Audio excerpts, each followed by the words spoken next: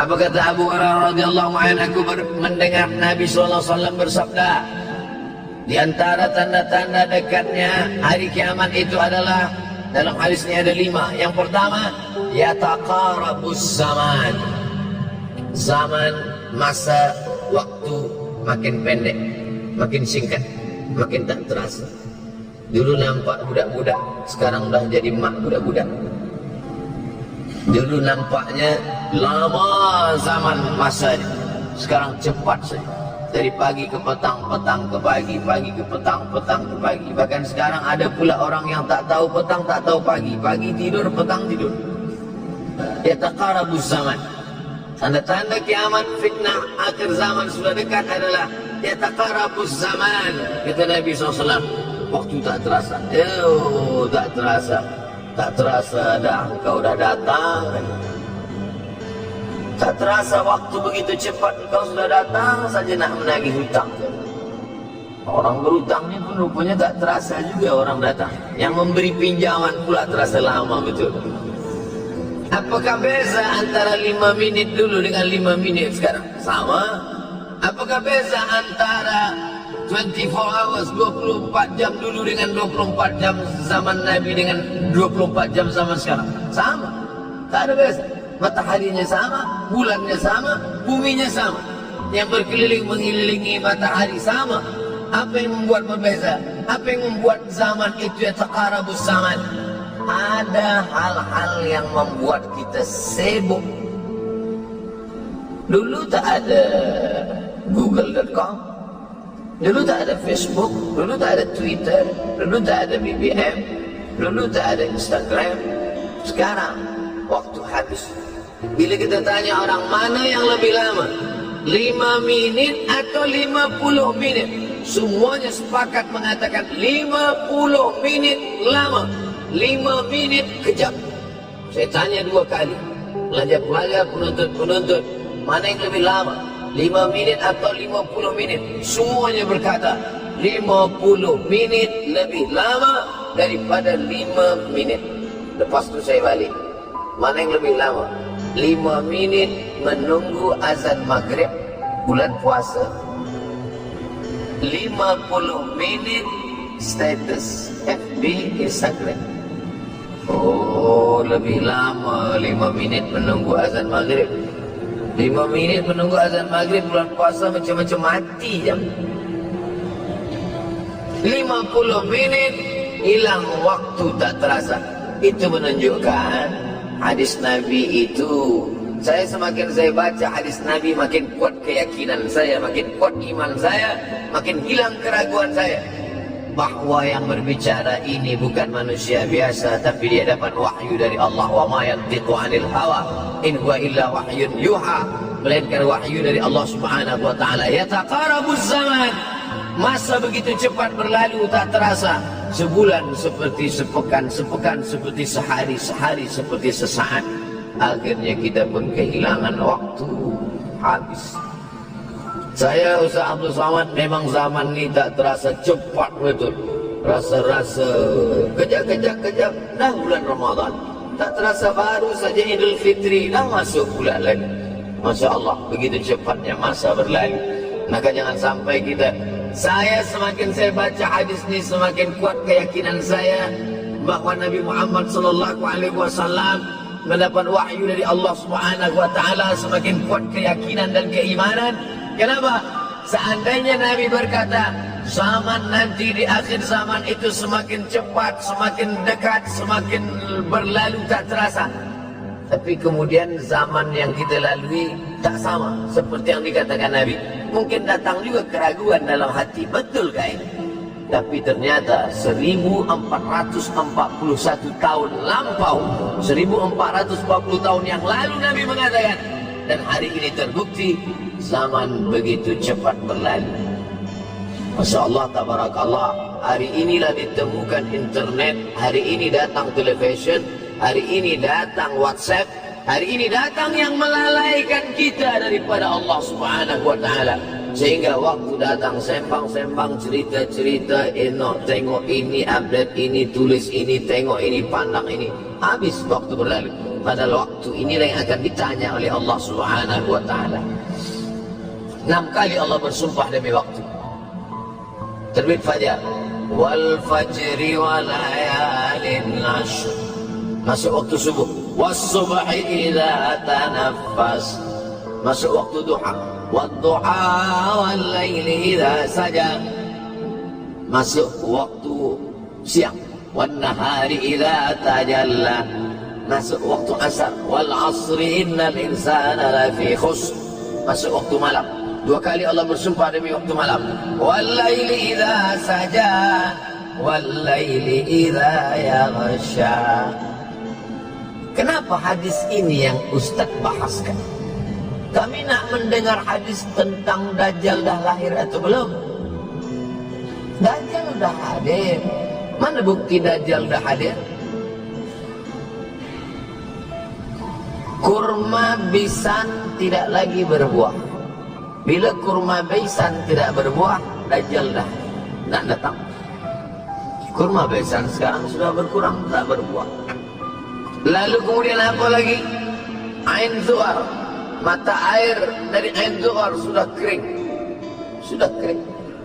Oleh sebab itu, tapi manakala dulu datang Habib Umar bin Hafiz, saya hadir majelis itu, adalah seorang bertanya, Habib, ya, Imam Mahdi dah lahir atau belum? Saya tengok Habib menjawab, sepertinya dia macam tak suka pertanyaan. Kata dia, kita tak perlu mencari-cari dia dah lahir atau belum, kampung dia di mana, dia lahir di hospital mana, dia tak perlu. Yang perlu kita siapkan adalah iman dan takwa, pengetahuan kita, supaya kita jangan sampai terkecoh, supaya kita boleh membezakan mana hak, mana batil, mana betul, mana salah, mana lurus, mana bengkok, mana hitam, mana putih. Sehingga dengan istiqomahnya kita beribadah ini, kita boleh membezakan mana Al-Masih yang original, yang asli, mana Al-Masih Ad-Dajjal. Makanya tadi sebelum salam kita berkata, Allahumma inni a'udzubika min azabi jahannam, wa min azabil qabri, wa min fitnatil mahya wal mamat, wa min syarri fitnatil masihid Dajjal. Membaca, menghafaz 10 ayat di awal surah Al-Kahfi. Siapa yang menghafaz 10 awal ayat, hadis lain mengatakan 10 akhir. 10 awal, 10 akhir, elok dua-duanya. Tapi Masya Allah, tabarakallah, anak-anak kita yang pakai jubah, pakai sorban putih ini, daripada tahfiz Quran, mereka tidak hanya menghafaz 10 awal, 10 ujung, dari awal sampai ujung dia hafaz. 30 juzuk dia hafaz. Mudah-mudahan anak-anak kita penghafaz Al-Quran. Allahumma ja'al abna'ana wa banatina min hufazil Quran wal hafizah. Jadikan anak-anak kami menjadi para penghafaz Al-Quran, ya Allah, supaya selamat dia daripada fitnah Al-Masih Ad-Dajjal. Tapi saya pilihkan hadis tentang yang 5 ini. Dengan 5 ini kalau kita amalkan, insya Allah Allah akan selamatkan kita dari fitnah akhir zaman ini. Yang pertama, manfaatkan waktu, kerana waktu di akhir zaman ini yataqarabus zaman, kerana waktu semakin dekat tak terasa hilang berlalu. Maka isilah waktu ini dengan ibadah. Jangan sampai ada waktu yang kosong. Duduk sejenak kosong berselawat, Allahumma salli ala sayyidina Muhammad wa ala ali sayyidina Muhammad, Allahumma salli ala sayyidina Muhammad wa ala ali sayyidina Muhammad. Sempat-sempatkan ambil wudhu, solat duha walau 2 rakaat. Sempat-sempatkan sebelum tidur malam solat witir 3 rakaat, supaya tidur kita sentiasa dalam wudhu dan kita sempat solat witir. Andai mati kita malam itu, insya Allah mati dalam keadaan husnul khatimah.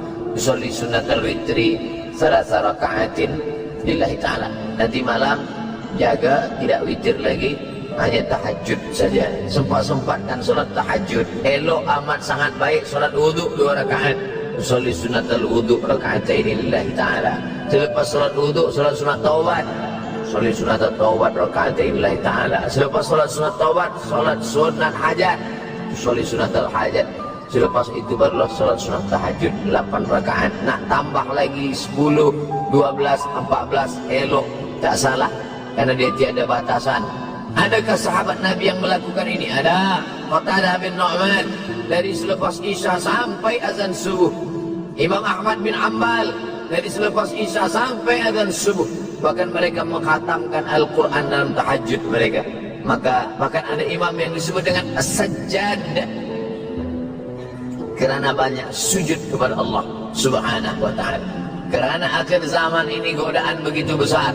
Dulu orang tengah malam tahajud, jam 2 malam, jam 3 malam dia bangun. Kerana dia membaca hadis sab'atun yudhilluhumullah. Ada 7 golongan yang mendapatkan naungan Allah. Yauma la dhilla illa dhilluh. Hari itu tak ada naungan kecuali naungan Allah. Rajulun, ada seseorang. Zakarallah, dia berzikir dengan Allah khalian di tengah malam, tak ada manusia. Fafadat ainahu, menetes air mata. Maka yang pertama ini, jangan sampai kita kehilangan waktu. Kerana waktu, al-waktu kasaif. Waktu ini seperti pedang. Ilam taqta'u qata'aka. Kalau tidak kau patahkan dia. Kalau kau dapat pedang, patahkan. Sebab kalau tidak kau patahkan, dia yang akan memotong engkau, mematahkan tulang-tulang engkau. Waktu ini kalau tidak kita manfaatkan, kita akan ditanya tentang waktu, kemana saja waktu yang sudah kau pakai. Inna sam'a, pendengaran, wal basar, penglihatan, wal fuad, hati, kullu ulaika kana anhu mas'ula. Semua akan disoal, semua akan diminta tanggung jawab di hadapan Allah. Kemana waktu yang sudah aku bagi dulu engkau pakai? Yang pertama nanti ditanya, la tazulu qadama 'abdin yaumal qiyamah. Kaki anak Adam tidak akan bergeser, tidak akan beralih dari tempat tegaknya pada hari kiamat. Hatta yus'al, sampai dia disoal, sampai dia ditanya. La tus'alunna yauma idzin 'anin na'im. Banyak yang akan ditanya nanti. Tapi Nabi bagi tahu, di antara yang akan ditanya dari sekian banyak nikmat itu, 4. Yang pertama, an umrihi fima afnah. Umur kemana engkau habiskan? Hari ini ada anak-anak muda belia umurnya 17 tahun. 17 tahun habis menghafaz Al-Quran. 17 tahun habis iktikaf dalam masjid.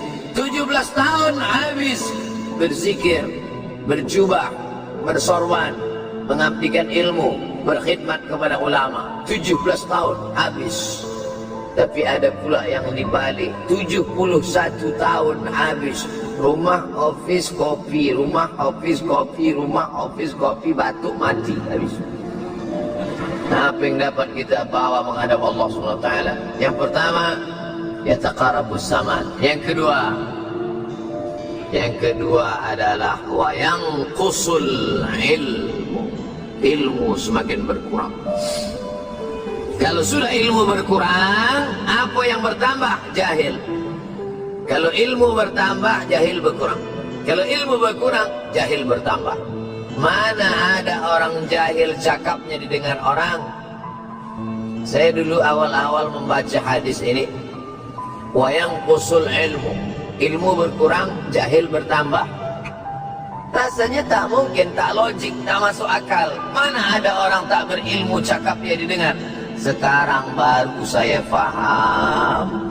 Dulu orang tak berilmu ditinggalkan orang. Sekarang orang tak berilmu, asal dia pandai berbicara, dia akan didengar orang. Bahkan orang jahil pula punya channel. Apa namanya? Jahil.com. Orang jahil punya channel. Banyak pula follower dia daripada follower kita. Banyak pula viewer dia daripada viewer kita. Sebab apa? Sebab yang menyaksikan tiada berilmu, yang berbicara tiada ilmu. Oleh sebab itu maka kita galakkan menuntut ilmu di majlis-majlis ilmu. Untuk apa Abdul Somad sudah berumur 43 tahun pun masih pergi juga lagi ke Sudan belajar? Apa yang nak dicari ini? Tak lain tak bukan, mudah-mudahan kita termasuk orang yang sampai akhir hidupnya mencari ilmu, insyaAllah. Saya datang kemari bukan niat mengajarkan ilmu. Saya datang ke Malaysia tetap niatnya belajar mencari ilmu. Man salaka tariqan, siapa yang melangkahkan kaki melalui suatu jalan, yaltamisu fihi ilman, siapa yang melalui suatu jalan niatnya untuk mencari ilmu, sahalallahu lahu bihi tariqan ilal jannah, dimudahkan Allah jalannya menuju surga. Innallaha la yantazi'ul ilma intiza'an. Innallaha la yanzi'ul ilma intiza'an. Allah kalau mencabut ilmu, bukan macam mencabut pokok kayu dari tanah. La yantazi'ul ilmu intiza'an. Allah tidak mencabut ilmu macam mencabut pokok kayu dari tanah hingga ke akarnya, tidak. Lalu bagaimana ilmu ini dicabut? Biqabdil ulama. Dengan matinya ulama, maka habislah ilmu. Meninggal Imam Syafi'i, berkurang ilmu. Meninggal Imam Nawawi, berkurang ilmu. Meninggal Imam Fulan, berkurang ilmu. Maka yang hadir adalah al-juhala. Yang lebih menakutkan lagi adalah al-juhala bithawbil ulama. Orang jahil dengan pakaian ulama. Abdul Somad tidak mengatakan dirinya ulama. Saya selalunya membacakan ayat Quran, membacakan hadis Nabi, menyampaikan fatwa ulama. Tak pernah saya berceramah, bertausiah menurut saya. Siapa saya? Siapa kita? Syafi'i manusia, saya manusia. Syafi'i boleh berfatwa, saya juga boleh berfatwa. Imam Syafi'i berfatwa Al-Quran 30 juzuk dalam kepala dia.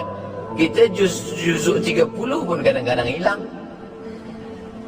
Imam Syafi'i balik dari masjid ke rumah, dia tutup telinga. Datang orang bertanya, Syafi'i, ya, kenapa engkau tutup telinga? Sebab bila aku dengar dari masjid ke rumah, semua yang aku dengar masuk tu semua aku ingat.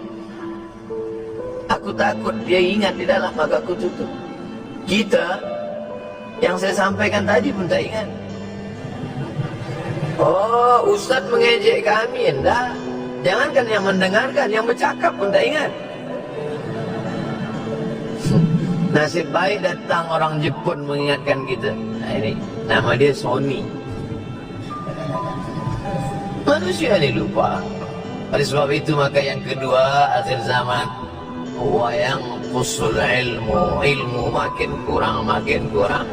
Maka bersyukur anak-anak yang dimasukkan ke rumah tahfiz. Kalau ada rumah tahfiz di kampung biasa, kalau ada rumah tahfiz di desa, dusun biasa, tapi ada tahfiz di tengah kota besar Kuala Lumpur, masih ada lagi rumah tahfiz Quran. Siapa yang mewakafkan rumah tahfiz? Siapa yang memberikan beras? Siapa yang memberikan duit? Siapa yang memberikan belanja? Siapa yang mengirimkan ustaz? Masya Allah, tabarakallah. Maka ini semua mudah-mudahan kita istiqamah semuanya insyaAllah. Supaya apa?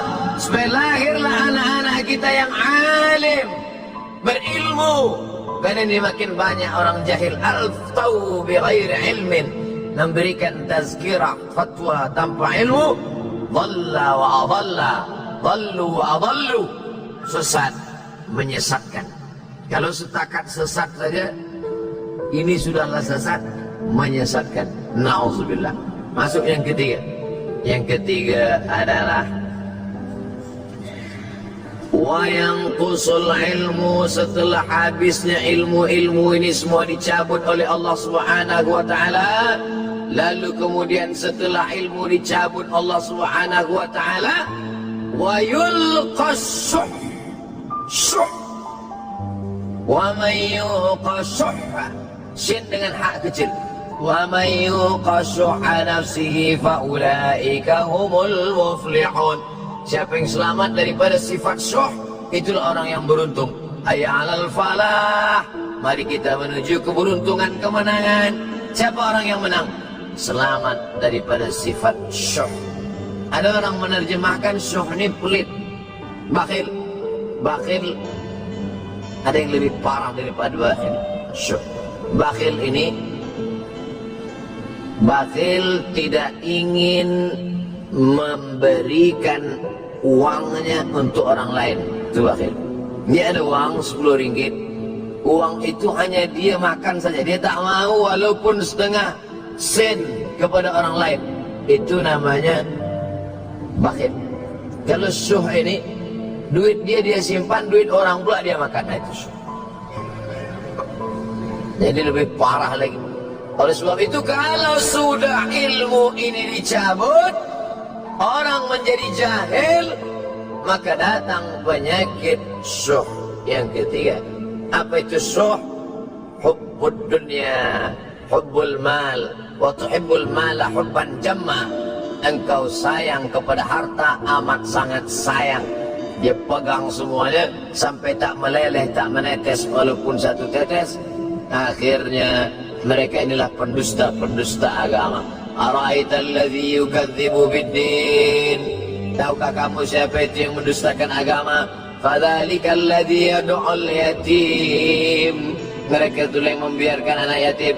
Wala yahuddu ala ta'amil miskin. Dia tidak mempedulikan makanan orang miskin. Sebab apa? Bukan sebab tak ada harta, sebab syuh. Kenapa syuh? Sebab tak ada ilmu. Tak ada ilmu tentang akhirat. Dia pegang, dia simpan, mati, habis. Yang dia bawa hanyalah 1, 2, 3 helai kain kafan saja. Itulah mengapa Sultan Turki, Sultan Muhammad Al-Fatih, Sultan Abdul Hamid, coba tengok gambar Sultan Muhammad Al-Fatih, Sultan Abdul Hamid Turki dulu. Sorban dia besar-besar. Saya dulu terkejut, lama saya tengok, kenapa sorban orang Turki ini besar-besar. Lama-lama saya baca, rupanya sorban orang Turki itu kain kafan.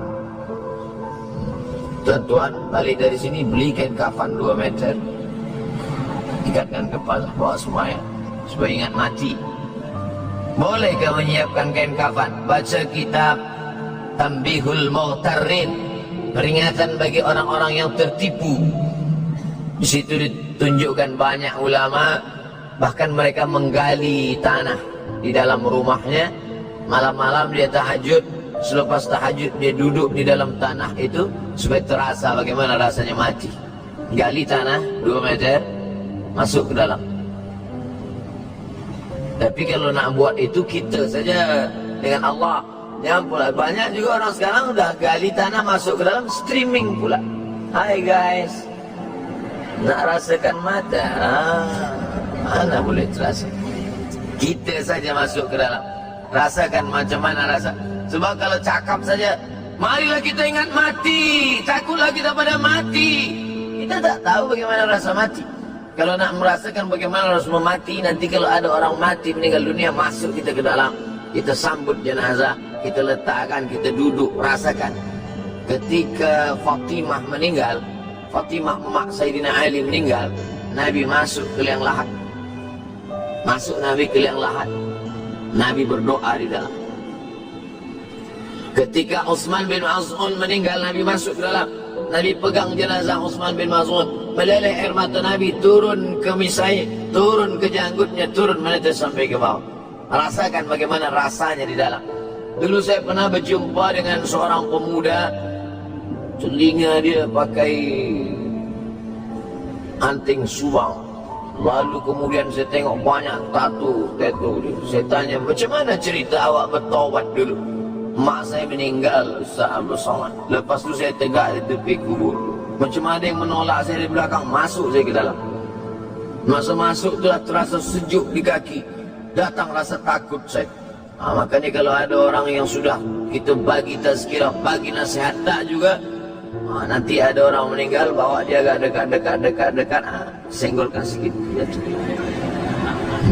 Begitu caranya supaya kita terasa mati ini.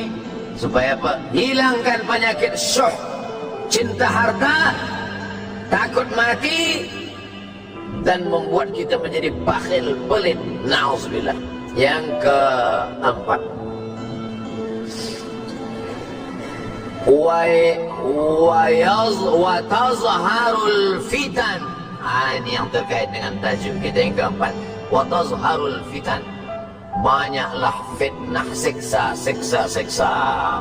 Dulu masa saya kelas 1 madrasah tahun 1990, berkumpullah kami bersama-sama dengan cikgu mengkaji masalah apa? Masalah Bosnia Herzegovina, mengamuk Slobodan Milosevic, menghancurkan umat Islam di Bosnia. Sampai ada yang meminta fatwa kepada Syekh Yusuf Al-Qardawi, bolehkah perempuan yang perempuan Bosnia yang dirogol tentara Serbia, hamil, bolehkah dia menggugurkan anaknya? Kata Syekh Yusuf Qaradawi, tak boleh. Maka dia biarkan saja anak itu lahir dan dia tidak dianggap berdosa karena ini sudah takdir Allah SWT. Bagaimana mereka dibunuh? Maka makin banyaklah selepas Bosnia datang pula yang terjadi di Rohingya, di Uighur. Umat Islam berkumpullah presiden-presiden negeri Islam di Kuala Lumpur. Erdogan datang, berkumpul semuanya membahas bagaimana nak menolong Muslim Uighur. Rupanya umat Islam pun tak sanggup nak menolong. Apa yang boleh dilakukan di Uighur? Berdoalah umat Islam. Rupanya Allah kalau mau menolong mudah saja. Mudah saja Allah menolong. Tidak datang rudal skat, tidak datang tentera, tidak datang senjata. Cukup datang corona, selesai. Allah Subhanahu wa taala, wa makaru wa makarallah. Mereka membuat tipu daya, Allah balas dengan tipu daya yang lain. In tansurullah, kalau kau tolong, ittaqu da'watal mazlum, takutlah kamu terhadap doa orang-orang yang teraniaya. Fa innahu laisa bainahu wa bainallahi hijab, karena di antara dia dengan Allah tak ada hijab sama sekali. Wa yakthurul wa tazharul fitan, banyaklah fitnah. Yang terakhir, yang kelima, wa yakthurul haraj. Wa yakthurul haraj, banyak terjadi haraj, kata Nabi. Sahabat pun bertanya, ya Rasulullah, wa mal haraj, apa haraj itu ya Rasulullah? Kata Nabi SAW, al haraj al qatlu, nanti di akhir zaman itu akan banyak pembunuhan. Dulu pun banyak juga pembunuhan, tapi tak banyak sekarang. Pembunuhan di Palestin sampai sekarang tak berakhir. Pembunuhan Rohingya tak berakhir. Pembunuhan di Uighur, pembunuhan. Dulu imam-imam masjid, imam salat tarawih dulu di Masjidil Haram, Allahumma ansuril Islam wal muslimina fi Palestin. Dulu satu, selepas itu bertambah, Allahumma ansuril Islam wal muslimina fi Palestin wa Suriah. Selepas itu bertambah lagi, Allahumma ansuril Islam wal muslimina fi Palestin wa Suriah wal Yaman. Selepas itu bertambah wa Uighur wa, akhirnya wa fi kulli makan. Semakin bertambah. Oleh sebab itu maka ini di antara fitnah akhir zaman. Man lam yahtam bi amril muslimin falaysa minhum. Selepas kita kaji hadis ini, apa tujuan kita? Tujuan kita semakin menguatkan keyakinan, banyak-banyak beribadah, nasihatkan anak menantu, sahabat, jiran, tetangga supaya semakin istiqamah menjalankan syariat, rajin-rajin sholat berjamaah, banyak-banyak berzikir, khatamkan Al-Quran, banyak-banyak berinfak, banyak-banyak bersedekah. Andai mati kita, insya Allah mati dalam keadaan husnul.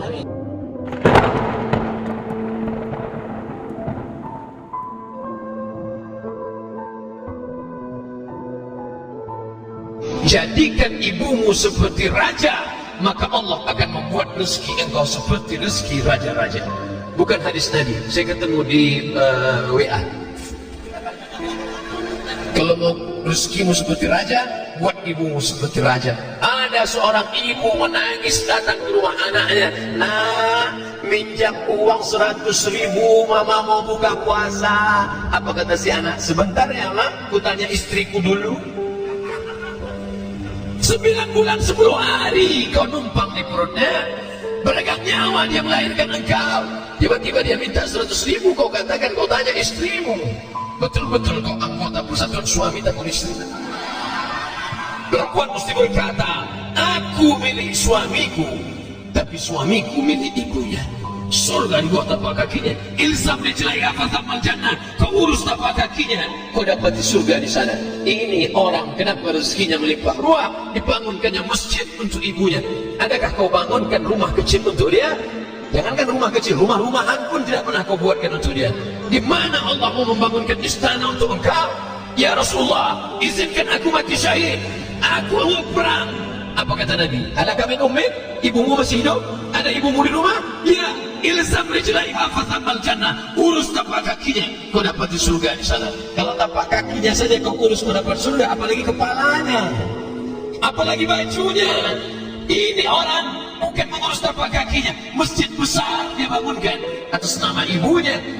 Pantas dia dimuliakan hari ini, melimpah ruah. Ustaz Somad, belum pernah di daerah ini orang sebanyak ini yang mengumpulkan ini, bukan panitia yang mengumpulkan ini, bukan apa. Hari ini, zaman ini, yang paling susah adalah mengumpulkan orang. Diundang artis dangdut pakai rok pendek, orang tetap juga nggak ngumpul. Dibagikan sembako, beras-beras, tetap juga orang nggak datang. Tapi malam ini melimpah ruah orang datang, sampai dikerahkan 100 personel kepolisian, sampai keamanan kedamaian luar biasa. Bapak Ibu yang dimuliakan Allah Subhanahu wa taala, berapa banyak pejabat-pejabat, pengusaha-pengusaha membuat dalam rangka bulan Syawal open house. Orang nggak datang. Makanan melimpah ruah, orang nggak datang. Kenapa? Tertutup pintu hati orang. Tapi malam ini, lau anfaqta ma fil ardi jami'an, andai kau sedekahkan semua hartamu, ma'alafta baina qulubihim, kau tak dapat mendatangkan orang seramai ini. Siapa yang mendatangkan mereka? Allah. La haula wa la quwata illa billah. Malam ini Allah ingin menunjukkan, kalau kau muliakan ibumu, rezekimu melimpah ruah. Kalau kau muliakan ibumu, maka Allah akan mengenang engkau walaupun kau sudah meninggal dunia. Bapak Ibu, ibu luar biasa. Oleh sebab itu maka saya selalu menyebut ibu. Banyak jamaah yang nanya, kenapa Ustaz selalu menyebut ibu? Bapak, karena Nabi mengatakan ummuka. Siapa lagi ya Rasulullah? Ummuka. Siapa lagi ya Rasulullah? Ummuka. Kenapa ibu dapat 3? Kenapa kami yang laki-laki ini cuma dapat 1? Karena ibu melakukan 3. Ibu mengandung, ibu menyusukan, ibu melahirkan. Siapa yang mau merasakan yang 3? Coba yang 3. Mengandung. Laki-laki yang ingin mengandung, pulang dari sini, pergi ke tempat jual kelapa muda, beli, jangan dibelah, ikat di perut 9 bulan 10 hari.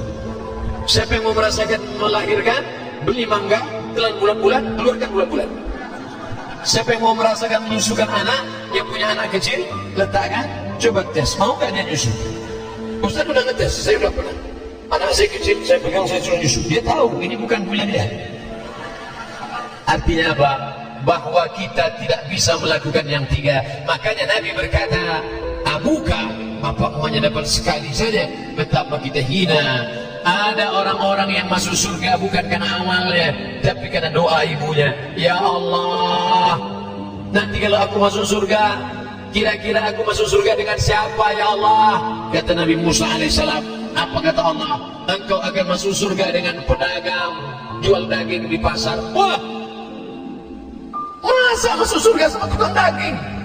Nggak level ini. Dia lihat di pasar, mana tukang dagingnya, itu waduh gayanya nggak meyakinkan. Tapi rasanya nggak mungkin Allah Ta'ala innaka la tukhliful mi'ad. Diikuti di tukang daging sampai pulang ke rumah. Sampai di rumah dia masak daging, dia potong halus-halus. Setelah itu dimasukkan, diberikan daun seledri segala macam. Setelah itu dia masak, setelah itu dia suapkan ke ibunya. Makan mak, makan mak, makan. Setelah makan ibunya berdoa, ya Allah, masukkan anakku ke surga bersama Musa alaihissalam. Ternyata orang masuk surga karena doa ibu. Pernahkah engkau masakkan untuk ibumu? Jangan-jangan masakan ibumu yang kau habiskan. Ibu, doakan anak-anakmu. Pernahkah ibu berdoa selesai makan? Ya Allah, masukkan anakku ke dalam surga bersama habaib, bersama kakek mereka Nabi Muhammad sallallahu alaihi wasallam. Doa ibu luar biasa. Doa ibulah yang membuat kita berkumpul hari ini. Walaupun yang diperingati bapak, tapi ternyata bapak yang berbakti kepada ibunya. Pelajaran, ternyata ada satu dosa yang kau lakukan akan dapat di dunia, dapat di akhirat. Tapi ada dosa yang di akhirat saja.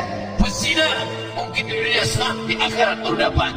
Pecandu narkoba mungkin di dunia kaya, di akhirat baru dapat. Tapi orang yang durhaka pada orang tua, di dunia dapat, di akhirat dapat. Hati-hati, yang durhaka pada orang tua, anaknya akan durhaka juga. Tapi yang berbakti kepada orang tua, anaknya berbakti juga. Berbakti kepada almarhumah ibunya, meninggal dunia. Hari ini anaknya membuatkan bakti yang sama. Haul, diundang undang semua. Ustaz Somad, kami tidak banyak berkeluarga. Saya anak pertama, ini kakak saya anak pertama, saya anak yang kedua. Kami berdua saja mengenang orang tua hari ini. Janji Nabi Muhammad sallallahu alaihi wasallam, kalau kau ingin dikenang anak-anakmu, muliakan ibumu. Bukti malam ini nyata, real, bukan cerita, bukan novel, bukan kertas, bukan tinta, bukan pena. Kalau berbakti kau kepada orang tua, anak-anakmu akan berbakti juga. Ustaz, ya, kalau saya tidak berbakti, bagaimana anak saya? Anakmu juga nanti tidak akan berbakti. Loh, kenapa saya sudah dapat dosa di dunia, kenapa dapat di akhirat lagi? Yang di dunia itu DP-nya.